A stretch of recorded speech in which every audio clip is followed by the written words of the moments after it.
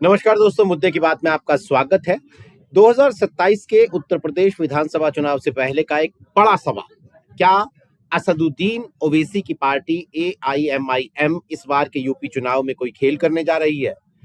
बहराइच से लेकर मुरादाबाद तक मुस्लिम बहुल इलाकों में ओवैसी ने जिस तरीके से रैलियां की हैं, उनमें जो भीड़ दिखी है, खासतौर पर युवाओं की जो भीड़ दिखी है, उसने अखिलेश यादव और इंडिया गठबंधन के खेमे में एक हलचल तो पैदा की है।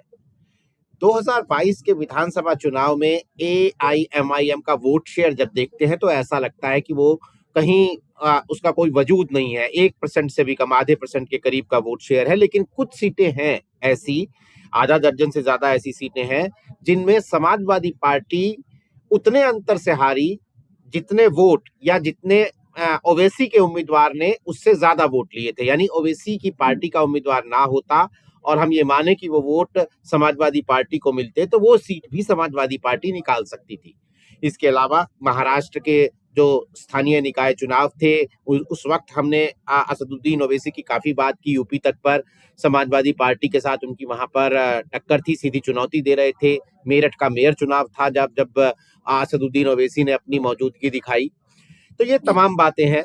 इसके अलावा एक और महत्वपूर्ण घटना की, सीतापुर जेल में बंद आजम खान से शिवपाल यादव, समाजवादी पार्टी के वरिष्ठ नेता शिवपाल यादव की हालिया मुलाकात और अतीक अहमद के बेटों का ओवैसी को पैगाम भेजना, ये सब कह रहा है कि मुस्लिम वोटों के मालिकाना हक की एक दिलचस्प लड़ाई 2027 से पहले चल रही है।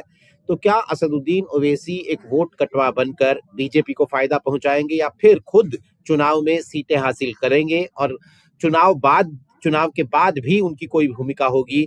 ये तमाम सवाल हैं जो इस वक्त असदुद्दीन ओवैसी की हर रैली के आसपास या हर राजनीतिक घटनाक्रम के आसपास हमारे सामने आते हैं और इनके जवाब ढूंढने के लिए हमारे साथ वरिष्ठ राजनीतिक पत्रकार हेमंत तिवारी जी मौजूद हैं। हेमंत जी, पहला सवाल तो ये है कि आप असदुद्दीन ओवैसी की क्या भूमिका देखते हैं 2027 के चुनाव में? कितनी सीटें ऐसी हैं जिन पर वो अपने उम्मीदवार उतार सकते हैं? और क्या अखिलेश यादव को जो एक मुश्त मुस्लिम वोट मिला है पिछले चुनावों में, वो असदुद्दीन ओवैसी उसमें कोई सेंधमारी का कोई सीन बनाते हुए नजर आ रहे हैं क्या?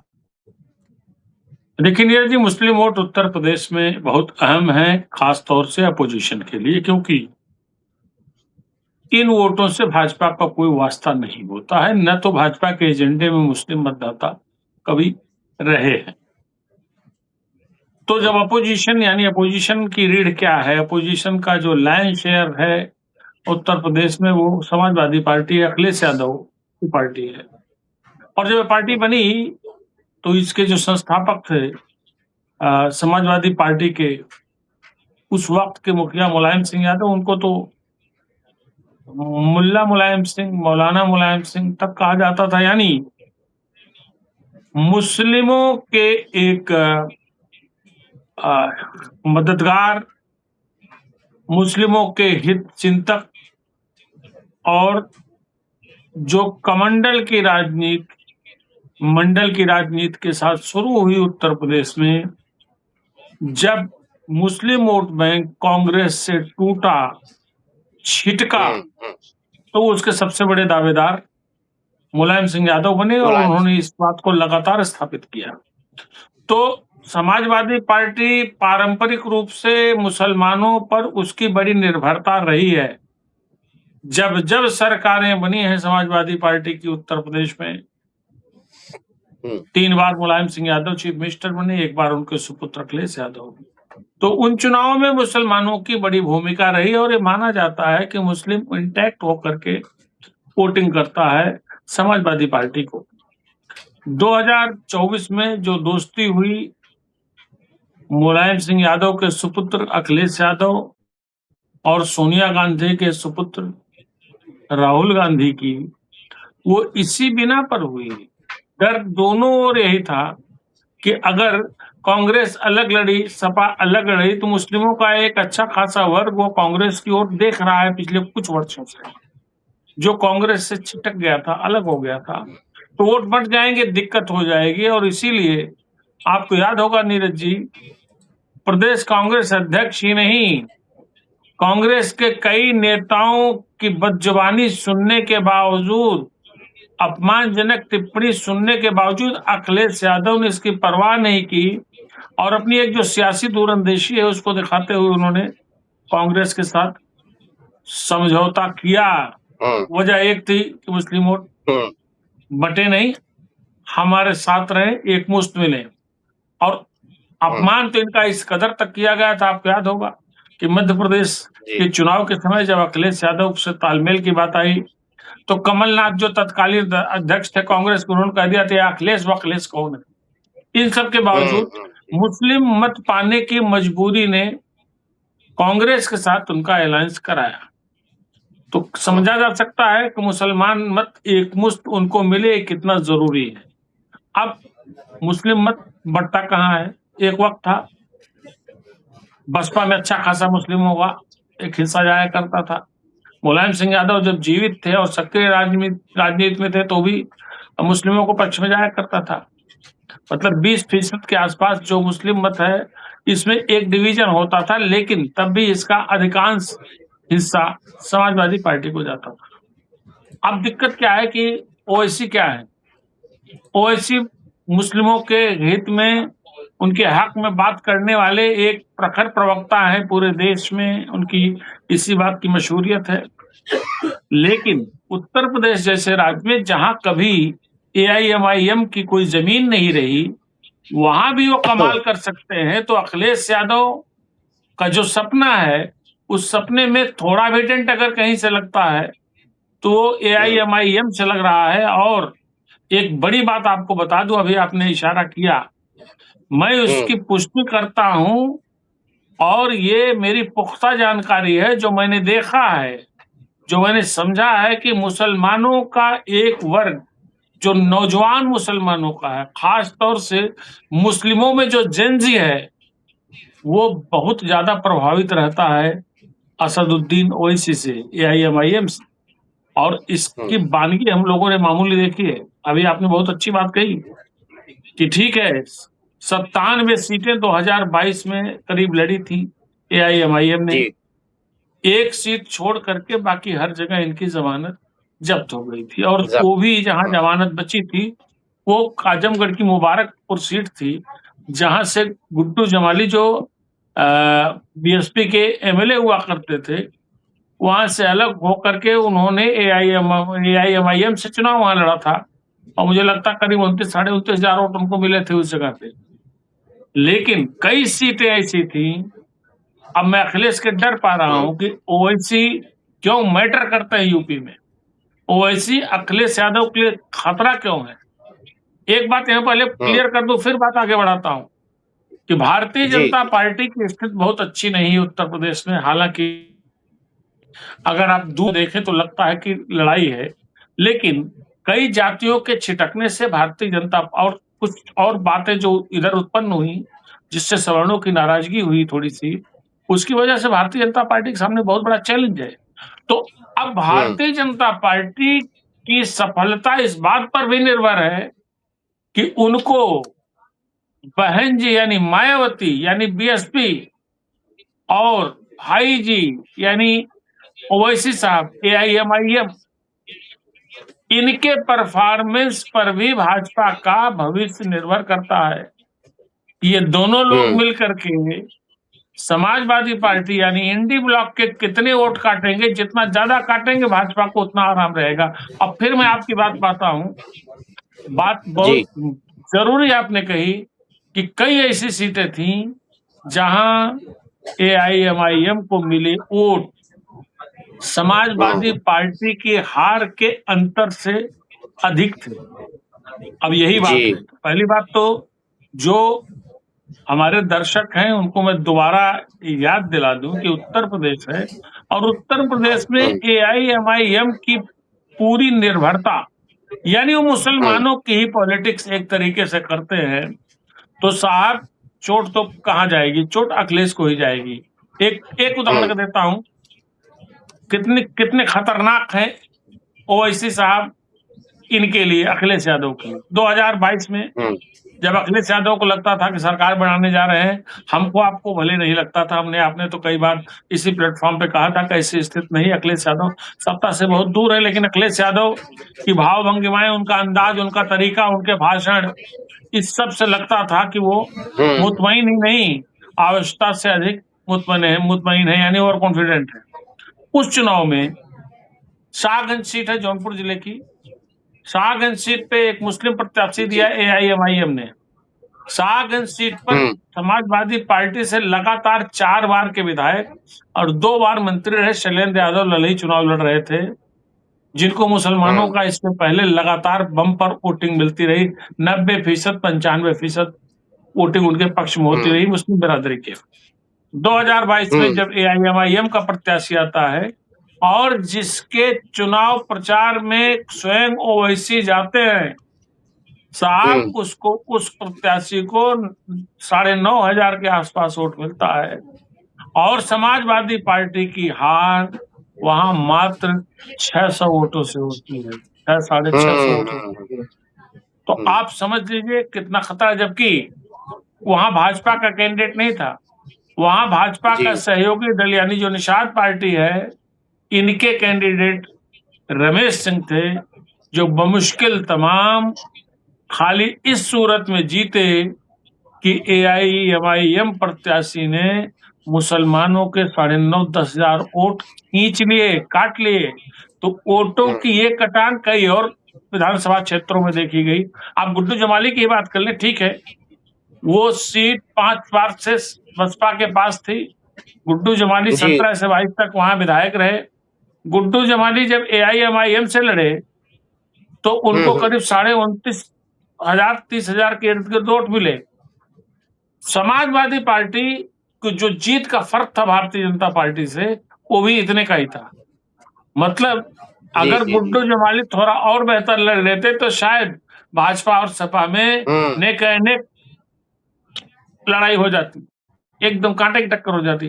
तो मेरा यही कहना है कि ओवैसी बाबा वो, अगर अखिलेश यादव अभी भी, क्योंकि ओवैसी तो खुलेआम कह रहे हैं, बहराइच में भी कहा और भी कहा और भी बयान दिया कि साहब ऐसा है, हमने तो कह दिया है कि समाजवादी पार्टी और कांग्रेस से हमारा अलायंस हो जाए, इससे बेहतर क्या हो सकता है। तो अकल की बात तो यह है, बहुत संजीदगी से इस बार चुनाव लड़ने की अपेक्षा है अखिलेश यादव से। अगर नुकसान बचाना चाहते हैं तो कुछ सीटों पर समझौता कर लें, मुस्लिम वोटों का विभाजन उस दशा में नहीं होगा। हालांकि फिर एक बात यही आपको कह दूं कि मायावती भी इस बार अच्छी खासी तादाद में फिर मुस्लिम कैंडिडेट्स देने जा रही हैं। तो मायावती के मुस्लिम कैंडिडेट धन AIMIM के मुस्लिम कैंडिडेट बराबर भाजपा का लाभ, मतलब समाजवादी पार्टी का नुकसान। ये इक्वेशन उत्तर प्रदेश में चल रहा है। अकलमंदी, सियासी दूरंदेशी यही है कि अखिलेश यादव को आगे बढ़ करके बात करके AIMIM के नेता ओवैसी को समझा लें, कुछ सीटों पर उनको कैंडिडेट दे दें कि ठीक है, आपको आपके हिस्से में इतनी सीटें हम दे रहे हैं। हालांकि मुस्लिम बहुल इलाके मांगेंगे, जो अखिलेश यादव के लिए दिक्कत हो जाएगी, और यही दिक्कत है कि समझौता नहीं होगा। आखिरी लाइन बता रहा हूं आपके सवाल के जवाब में, अगर ये समझौता नहीं हो और खुदा न ख्वास्ता समझौता बहन जी से हो जाता, हालांकि बहन जी अब वो बात नहीं रह गई बिल्कुल कि वो अलायंस नहीं करेगी, लेकिन अगर बसपा से समझौता हो जाता है तब अखिलेश यादव की दिक्कतें 2027 में करीब करीब वैसी हो जाएंगी जो दिक्कतें उन्होंने 2022 में और उसके पहले 2017 में झेली थी, देखी थी। जी नीरज जी, बिल्कुल, मैं असल में यही सवाल करने वाला था कि क्या मायावती से कोई गठबंधन के सीन बनता है, तो उसका आपने बताया।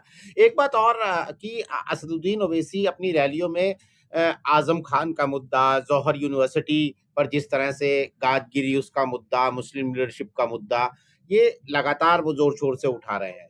अब शिवपाल सिंह यादव सीतापुर जाकर आजम खान से मिलते हैं और आज उन्होंने बहुत काफी सारी बातें कही कि हम तो आजम खान को सरकार आएगी तो गृह मंत्री बना देंगे और तमाम जो मुकदमे उनके ऊपर है वो सब गलत हैं। उन्होंने पूरा जिसे कहते हैं कि एक मुलाकात करने के बाद ये दिखाया कि कितने नजदीक आजम खान के हम हैं। क्या ये इसी का काउंटर है? क्या ये प्रेशर है असदुद्दीन ओवैसी का के बयानों का आजम खान को लेकर कि समाजवादी पार्टी को अब ये दिखाना पड़ रहा है, या कहीं से रिलेटेड है बिल्कुल, उससे? बिल्कुल। हम्म।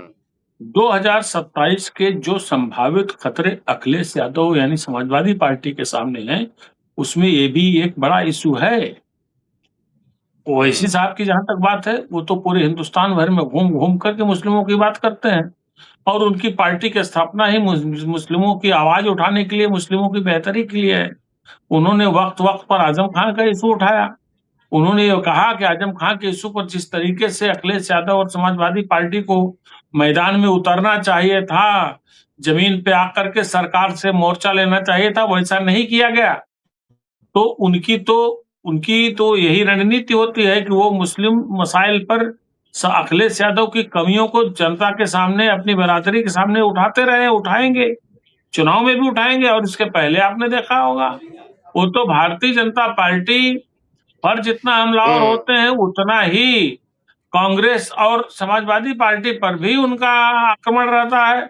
ये मुसलमानों की बेकदरी करते हैं, ये मुसलमानों को वोट जी। ले लेते हैं, लेकिन मुसलमानों के जब इश्यूज होते हैं, उनके जो मामले, उनके मसाइल जो सामने आते हैं, वहाँ ये साथ नहीं देते हैं। वहाँ तो ये मुखालफतें करने लगते हैं, वो ये हम्म। मुखालफत नहीं करते, यानी वहाँ पीछे हट जाते हैं। तो आजम खां के इश्यू पर भी हम्म। उन्होंने लगातार बोला है और अखिलेश यादव को या समाजवादी पार्टी को कहीं न कहीं से इस बात का भय ज़रूर लगता है कि ऐसा ना हो कि आज़म खां का ही इश्यू, उनकी अनदेखी का इश्यू। तो जी। नीरज जी, हम्म। मैं यही कह रहा हूँ हम्म। कि मुस्लिम मतों में विभाजन को लेकर के कोई आशंका न रहे, इस बात पर तो समाजवादी पार्टी काम कर ही रही है। लेकिन हम्म। ओवैसी को समझाना, ओवैसी पर काबू पाना, ओवैसी जो इश्यूज उठा रहे हैं, वो डाइल्यूट हो जाएँ, यह क्षमता समाजवादी पार्टी में नहीं है, क्योंकि ओवैसी का तो अपना अलग एजेंडा होता है साहब। अभी समाजवादी पार्टी में बहुत से ऐसे लोग हैं, जो कहते हैं कि हम्म। मायावती तो भारतीय जनता पार्टी की बी टीम है ही है, ओवैसी भी सी टीम है, ओवैसी भी मदद करते हैं इनडायरेक्टली। तो ओवैसी पर अप्रत्यक्ष रूप से भाजपा को लाभ पहुंचाने का आरोप तो आपने देखा होगा पिछले चुनाव में ही, चुनाव परिणामों के बाद समाजवादी पार्टी के बहुत से नेता लगाते रहे हैं। तो अब जी। जी। जी। अखिलेश यादव और शिवपाल यादव को ये बात समझ में आ गई है कि आजम खां के इश्यू पर थोड़ी सी भी अगर कमी रह गई या अनदेखी हो गई, तो यह मुस्लिमों में एक बड़ा इश्यू बन सकता है, क्योंकि एक ज़माना रहा है जब आज़म खां से बड़ा कोई मुस्लिम लीडर, मुस्लिम चेहरा उत्तर प्रदेश के सियासत हम्म। में नहीं हुआ करता था और जी। मुसलमानों में अब तो आज़म को लेकर के और ज़्यादा सहानुभूति हो गई है।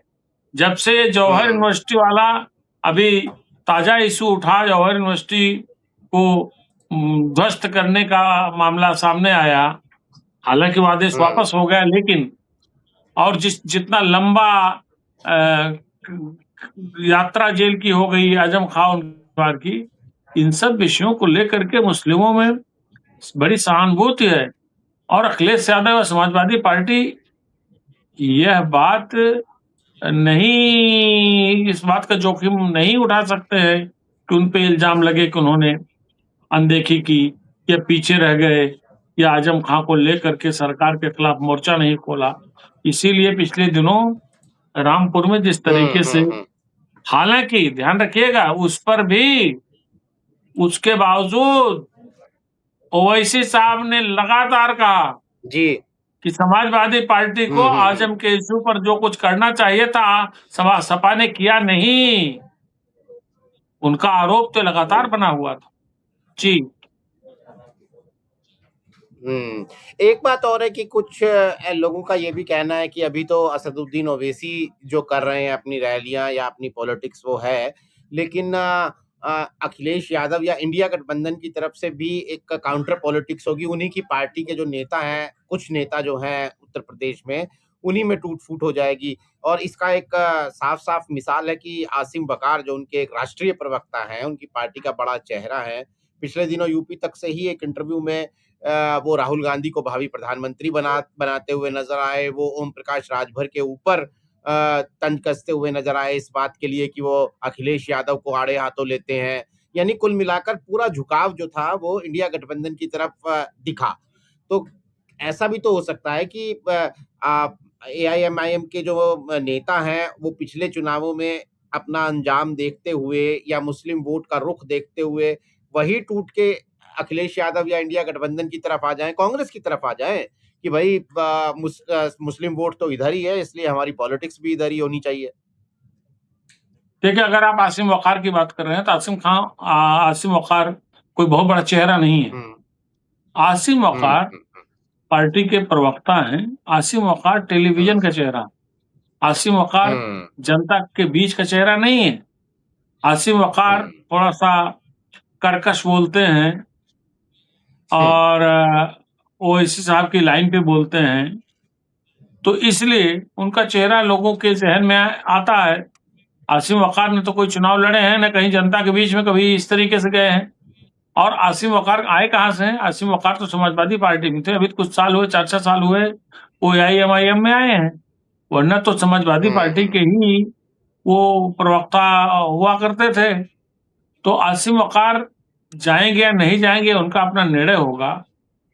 जाएँगे भी तो क्या वापस समाजवादी पार्टी में जाएँगे या फिर कांग्रेस का रास्ता, यानी बरास्ते कांग्रेस जाएँगे अपोजिशन की ओर, रहेंगे तो अपोजिशन में ही।